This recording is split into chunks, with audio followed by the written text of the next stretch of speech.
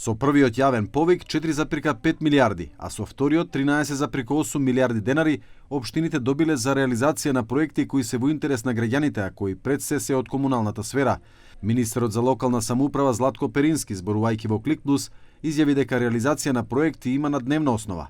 Перински тврди дека парите се дисперзирани за повеќе од 1116 проекти, а средства добиле речиси сите општини во државата. Преку првиот јавен повик дисперзиравме повеќе од 4,5 милиарди денари за реализација на 288 проекти. Преку вториот јавен повик им ставивме на располагање 13,8 милиарди денари на општините за реализација на 828 проекти.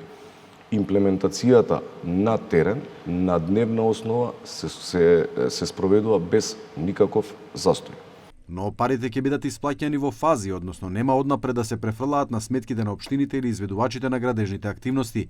Според одлуката, парите ќе бидат исплатувани по секоја завршна фаза од дел од проектот, се со цел проектите со кои општините аплицирале за пари да бидат завршени. Во изминатите 2 години, јас сум навистина среќен што сите градоначалници што дојдоа, без разлика, повторно ќе кажам, од која политичка номенклатура се градоначалниците, сите дојдоа спремни со проекти, со зрели проекти и дојдоа да разговараме во која програма можеме да ги isfinansираме. Градоначалници доаѓаат не плачејќи по пари, туку разговарајќи да најдеме модалитети каде и преку кои програми да можеме да ги isfinansираме.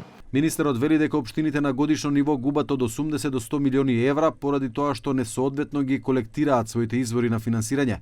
Оваа бројка според него е тешко одржлива и за посилна економија од Македонија.